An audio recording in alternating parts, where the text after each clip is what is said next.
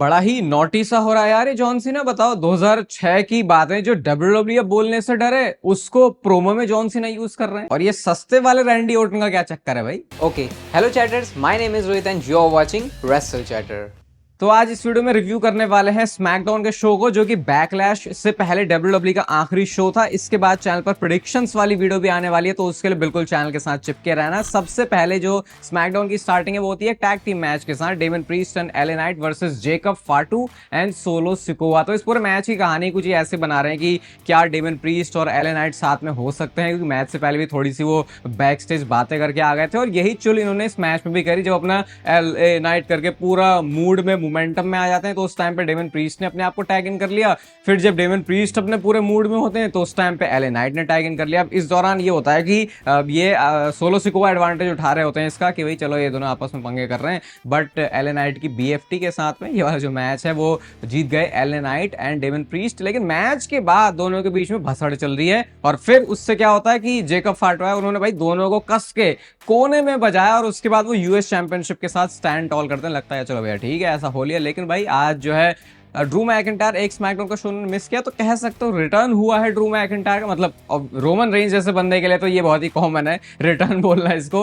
Drew McIntyre ने आके claymore cake hit करी है और उसके बाद वो चैंपियनशिप के साथ पोस्ट करते हैं। पता नहीं ऐसा लग रहा है कि हम तो चाह रहे थे कि ड्रू मैकिंटायर के पास में वर्ल्ड चैंपियनशिप आनी चाहिए। अब वर्ल्ड चैंपियनशिप तो आ नहीं रही, तो ये वाला जो टाइटल है वो भी लग रहा है कि चलो ठीक है उतना टाइम तक के लिए कि जब तक वो बंदा बड़े और सीन में जाए, ये टाइटल भी सही है। और अगर ये जेकब फाटू के पास से आता है ड्रू मैकिंटायर के पास, तो फिर उसकी वैल्यू और ज्यादा फील होगी। और बैक से जाके वो हर एक बंदे के बारे में बोल भी रहे होते, कहते हैं ये एले नाइट लड़ी क्यों रहा भाई, ये बंदा तो रेसलमेनिया में हार गया, डेमन प्रीस्ट इसको तो मैंने हराया है। और फिर जेकब फाटू के बारे में भी बोलते हैं, ऑल गैस नो ब्रेक्स बोलता है ना, ब्रेक वॉल पे जाके फोड़ूंगा उसे। तो यहाँ से एक स्टेटमेंट सी उन्होंने दे दिए। अब देखते हैं कल इस मैच में क्या होगा। अगेन प्रेडिक्शंस वीडियो के लिए आपको बस थोड़ा सा वेट करना पड़ेगा। इसके बाद शो पर बैक स्टेज से आर-ट्रूथ का एक सेगमेंट था जहां पे लेट्स गो सीना वाला जो उन्होंने बड़ा सा हाथ में साइन बोर्ड है उसको पकड़ा होता है। जिमी ऊसो आते हैं और वही है वो लेट्स गो सीना बोल रहे हैं, तो उधर से क्राउड जो है सीना सक्स भी बोल रही है।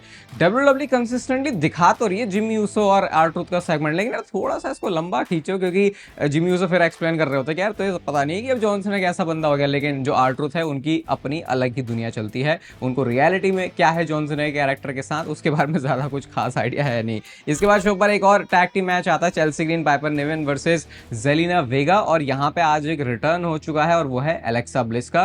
रेसलमेनिया से पहले भी आई थी, फिर बाद में उनको मैच मिला नहीं, लेकिन अभी आ गई हैं तो होपफुली सही से यूज हो उनका। सिस्टर एबिगेल वाली डीडीटी के साथ एलेक्सा ब्लिस ये वाला मैच जीत गई। और बाद में हमने एक सेगमेंट भी देखा जब उनका शार्लेट फेयर के साथ में एक फेस ऑफ होता है, और इतना ज्यादा वो डिफरेंस था ना, अगर एलेक्सा ब्लिस यहाँ आया तो ऐसे बिल्कुल ऊपर करके वो शार्लेट फेयर को देख रही थी। और शार्लेट फेयर ने भी वैसे आज कुछ किया कांड अलग तरीके से, क्योंकि जब उनका भी प्रोमो सेगमेंट था तो वहां पे आके उनको उतनी इज्जत नहीं मिल रही जितनी इज्जत उनको चाहिए। और अपना जो माइक है उसको भी पटक के चले जाते हैं कि अगर मुझे नहीं मिला जो रिस्पेक्ट में मेरे को मिलनी चाहिए तो मैं चली जाऊंगी, मैं कभी नहीं आऊंगी। और लोगों ने उनको बू किया, वे वहां से जाने लगती हैं। और उसके बाद पता नहीं अभी स्टोरी कहाँ लेके जा रहे हैं, क्योंकि दिखा तो इन्होंने ऐसा दिया कि जैसे शार्लेट फेयर बहुत ज्यादा पिस्ड ऑफ हो चुकी है फैन से, और अगर क्वीन को क्वीन वाली ट्रीटमेंट नहीं दोगे तो फिर वो चीजें करेगी जो कि तुम्हें और ज्यादा पसंद नहीं आने वाली। इसके बाद शो पर एक नंबर 1 कंटेंडर बनने के लिए मैच था विमेंस चैंपियनशिप के लिए, Nia Jax versus Jade Cargill. और ये जब दो ऐसे तगड़े बंदे तगड़ी बंदियां इस मैच में आ जाना तो वही होता है कि इस मैच का रिजल्ट अभी कैसे करने वाला है। रिंग साइड पर टिफिनी स्ट्रैटन होती है तो नेओमी ने आके उनको बजा दिया, जिसकी वजह से जेड कारगिल का जो ध्यान है वो उधर चला गया। और इसकी वजह से एनाइलेटर फिनिशर के साथ में नाया जैक्स मैच जीत चुकी है, यानी कि फिर से वो लाइन में सबसे आगे लग चुकी हैं जो टिफिनी स्ट्रैटन है उनकी विमेंस चैंपियनशिप के लिए। बाकी यार जेड कारगिल की स्ट्रेंथ का अगर आपको प्रदर्शन देखना हो तो ये मैच आपके लिए बिल्कुल सही है, क्योंकि जिस तरीके से नाया जैक्स को भी वो लिफ्ट कर रही थी, ऐसा लग रहा है कि यार बाकी लोग फिर इतना ज्यादा क्यों स्ट्रगल करते हैं, बट वो इस वजह से क्योंकि जो जेड कारगिल है उनकी स्ट्रेंथ ही कुछ ऐसी है जो कि विमेंस डिवीजन में सबसे ज्यादा तगड़ी है और वो उनके मैचेस में फील भी होती है। इस बार शो पर स्ट्रीट प्रॉफिट्स का एक मैच आता है, लेकिन मैच से पहले वो अपने ग्रेटेस्ट टीएलसी मैच की बात करते हैं फ्रैक्स फ्रैक्सियम ने आके उनको जो इंटरप्ट किया, कहते हैं ये टाइटल हमारे ऊपर अच्छे लगेंगे। फिलहाल ये ऐसे कर रहे थे मैच की चलो देखते हैं कि क्या तुम में सच में दम है। और भाई दम दिखा दिया फ्रैक्सियम ने यहाँ पे, क्योंकि उन्होंने इस मैच में हरा दिया है स्ट्रीट प्रॉफिट्स को। वो मॉन्टेज फॉर्ड का जो स्प्लैश है वो कनेक्ट नहीं होता और उसके बाद अपनी जो टॉप रोप से ड्रॉप किक है वो अपने जो डुअल मूव के साथ वो लगाते हैं, वो उन्होंने हिट किया और ये वाला जो मैच है वो जीत चुके हैं। तो ये फ्रैक्सियम को भी अच्छा स्टैब्लिश कर रहे हैं, बट मैं अभी इसमें इतना इंटरेस्ट ले नहीं पा रहा देखो, क्योंकि मेरे को ऐसा लग रहा है कि बहुत सारी रैंडम चीजें हो रही हैं स्मैकडाउन के शो पर। अभी रेटिंग के ऊपर आएंगे थोड़ी देर में। इसके बाद शो पर एलिस्टर ब्लैक वर्सेस कार्मेलो हेस का मैच था। यार कार्मेलो हेस को ये हर जगह ऐसे डाल देते हैं और इस मैच में रिजल्ट भी यही हुआ कि कार्मेलो हेस ने गलती से बजा दिया मिज को और उसकी वजह से एलिस्टर ब्लैक ने फायदा उठा लिया। मिज आते हैं कि भाई अब मैं बचाऊंगा, उल्टा जो ब्लैक मास्क वाली किक है वही वो खा के वहां से निकल लेते हैं। तो एलिस्टर ब्लैक की आज एंट्रेंस में वो चेंज था ना, वो कैंडल्स वगैरह जो पहले पीछे हमने अभी पीछे देखी थी वो पहले नहीं थी। तो अभी एलिस्टर ब्लैक को स्टैब्लिश करने का काम किया जा रहा है, लेकिन अभी अपने एकदम से किसी ओपिनियन के ऊपर जंप नहीं कर सकते कि आने वाले महीनों में स्टोरी क्या होगी, क्योंकि जब बंदा नया नया आता है तो हमने देख लिया है कि हर किसी के साथ अच्छा फील होता है, बट कुछ टाइम के बाद जाके फिर उसका जो स्टॉक गिरता है वो ऐसा गिरता है कि फिर वो बंदा जो है उसके बाद उभर ही नहीं पाता।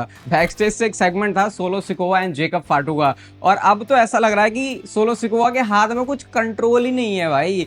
ये वो बंदा है, जब ये ब्लड लाइन की स्टोरी में था तो भले ही रोमन रेंस नहीं भी है शो पर, लोग इंटरेस्ट लेते थे कि क्या स्टोरी, क्या सोलो सिकोवा बोलने वाला है। अब बहुत सारे लोग बोलेंगे इस वजह से क्योंकि रोमन रेंस की स्टोरी से वो लिंक्ड है, ऑब्वियसली वो एक रीजन था, लेकिन फिर भी ऐसा थोड़ी है कि अगर रोमन रेंस भी रीजन है स्टोरी की वजह से तो वो लोग इंटरेस्ट ले रहे हैं कि क्या सोलो सिकोवा बोलना चाह रहा है। भाई बंदे में खुद का भी दम था, उस वजह से वो था।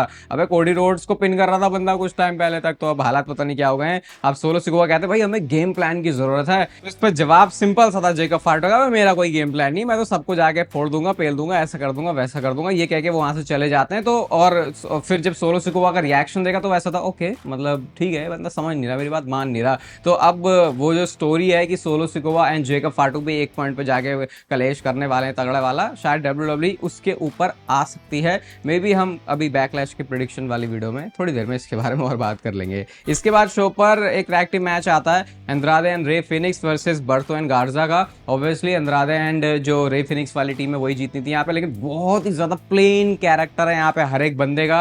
अगर मैं आपको बताऊं कैसी, जैसे एडब्ल्यू को देखते हुए फीलिंग आती है ना, वैसी वाली फीलिंग आ रही थी इन सबको देख के, क्योंकि कुछ डेप्थ ये दिखाई नहीं रहे। मतलब ऐसा है कि हाँ ठीक है हम अच्छे रेसलर हैं, हम आके लड़ लेते हैं। आई थिंक डब्ल्यूडब्ल्यूई में इस तरीके से तो देखो काम नहीं चलने वाला आपका।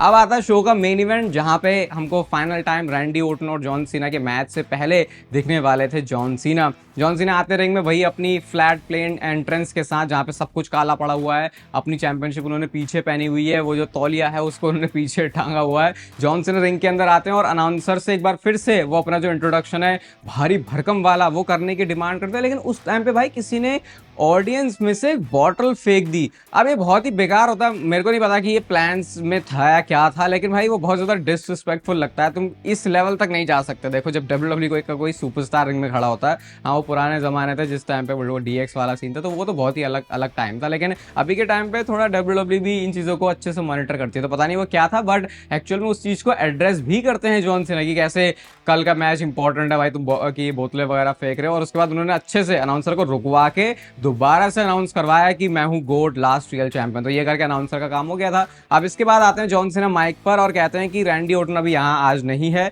वो प्रिपेयर हो रहा है अपने बिगेस्ट मूवमेंट के लिए। कल आखिरी बार होने वाला है रैंडी ओर्टन और जॉन सीना का मैच, और तुम्हारे पास भी आखिरी बार मौका है हम दोनों में से किसी एक को पिक करने का। और एक्सप्लेन करते हुए जॉन सीना कहते हैं कि मैं कल 3 चीजें प्रूव करने वाला हूं लाइफ की। पहला, जो लाइफ है वो फेयर नहीं होती है, जो कि हमको जॉन सीना के अभी कैरेक्टर से पता भी चल रहा है जितना वो केयर कर रहा है फैंस के बारे में। दूसरी चीज वो बोलते हैं winners right the history books, यानी वो अपने को रेफर करते हुए कि यार मेरे हाथ में है सब कुछ कंट्रोल, मैं करने वाला हूँ सारी चीजें। एंड थर्ड चीज वो बोलते हैं कि Randy Orton is a liar, एक ऐसे बहुत बड़ा झूठा है, और जो hustle loyalty respect John Cena का फ्रेज रहा है उसको थोड़ा सा रैंडी ओर्टन के पर्सपेक्टिव में रख के वो चीजें एक्सप्लेन करते हैं। कहते हैं बंदा हसल की बात करता है, कौन सी हासिल की भाई इसने। ये अगर वो नेपोटिज्म वाली चीज वो लेके आ जाता है कि ऐसे इसकी फैमिली की पूरी हिस्ट्री रही है। उसके बाद लॉयल्टी की बात करते कहते हैं तुम्हें क्या लग रहा है कि ये बंदा बहुत काम करता है डब्ल्यूडब्ल्यू के लिए, इतने टाइम से साथ में रहा है, ये सिर्फ अपनी जेबें भरने के लिए है, उसके अलावा रैंडी ऑर्टन ने कुछ खास नहीं किया तुम लोगों के लिए। एंड देन उसके बाद जब वो हसल लॉयल्टी रिस्पेक्ट की बात करते कहते रिस्पेक्ट वो तो मुझे तो नहीं मिलती तुम्हारी तरफ से। कहते हैं ये रैंडी ऑर्टन भी कैसे भीख मांगता है रिस्पेक्ट के लिए, ये थर्ड जनरेशन का सुपरस्टार है। वो सीनियर बॉब ऑर्टन की बात करते हैं जिनको कोई नहीं जानता। जूनियर बॉब ऑर्टन के बारे में उन्होंने कुछ ऐसा बोला जो कि बहुत ज्यादा अप्रोप्रिएट नहीं है बोलने के लिए। और तीसरी चीज वो जो खुद रैंडी ऑर्टन के बारे में बोलते हैं, कहते हैं अपने आप को लेजेंड किलर कहता है, कल ये अपने आप को ही खत्म करने वाला है। यानी वो कहते हैं कि जॉन सीना ये जो रैंडी ऑर्टन है वो गोट तो है लेकिन बेयर मिनिमम चीजों के साथ। और यहाँ पे मैं देखो गोट होते हुए कितनी कितनी बड़ी बड़ी तगड़ी चीजें कर देता हूँ। और पता है सबसे खास और स्पेशल कब लगता है प्रोमो, जब बंदा अवेयर हो कि सामने वाला, एक तो होता है कि भैया सिर्फ बीएस बकवास ही बोले जा रहा है सामने वाले के बारे में, लेकिन जब बंदा थोड़ी अच्छी बातें भी बोले और उसके साथ कुछ फैक्ट की तरह चीजों को परोसे, जैसा जॉन सीना ने काम किया, तो जो प्रोमो है वो बहुत स्पेशल लगता है। और आज वो आपको मतलब मेरे को लग रहा है जॉन सीना का हर प्रोमो अब जो है अपने कैरेक्टर को डिफाइन जब वो कर रहा है तो वो और ज्यादा बेटर हो रहा है।